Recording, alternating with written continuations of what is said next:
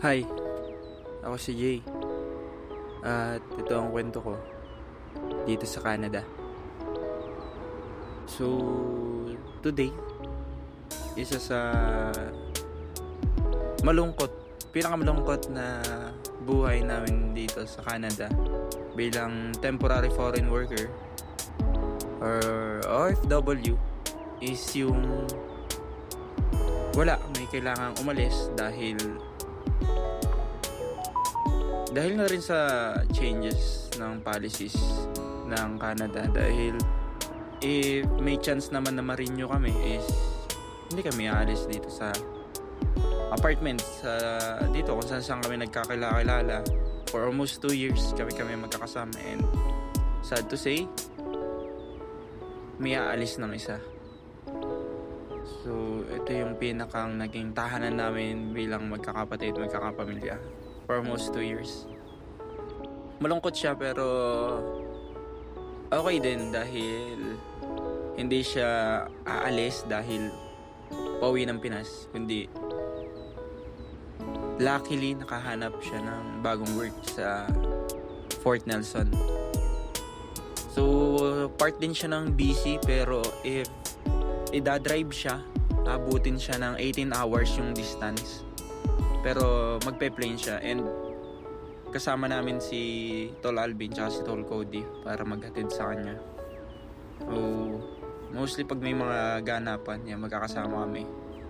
And buti available si Tol Cody, pero may pasok siya ng 8. May pasok siya ng 8 AM sa hotel, kaya 6 AM namin siya ihatid sa airport. And ayun na nga, sad to say, nalalabi na lang na oras magkakasama kami. And wala, ganun talaga bilang isang OFW. Siguro ito na yung reality na haharapin niya dahil mag-isa lang siya doon and wala siyang ibang kakilala.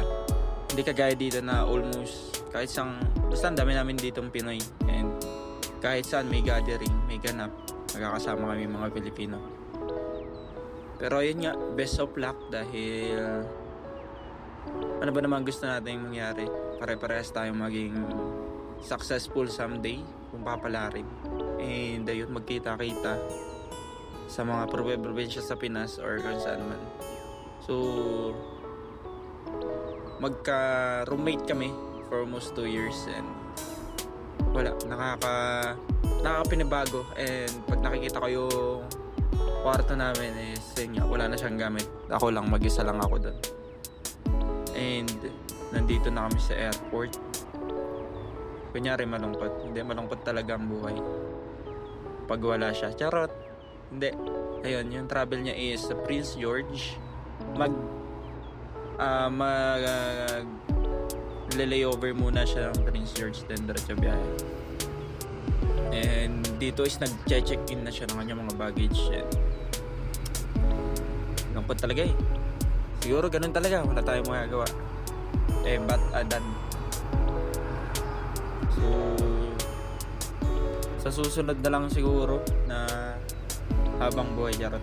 Hindi, sa susunod na lang. Hindi natin alam kung saan tayo magpapakipangita. And yun nga, temporary lang talaga magkakasama tayo kahit saan naman eh. Kahit naman sa Pinas eh. Kahit yung ibang katrabaho natin sa Pinas eh. Temporary lang natin kasama. And what good is kung sino yun nandyan, maging totoo tayo. Kasi yun nga, temporary lang eh. Kahit pa sabihin mong magka-close talaga kayo totally kahit sa Pinas, kahit sinong katrabaho nyo naka-close, dadating yung time na alam mo yun, we will walk different paths. Dahil ganun, magiging responsable na tayo, and may kanya-kanya tayong plano sa buhay. And ayun, best of luck, tol. See you. Bye-bye.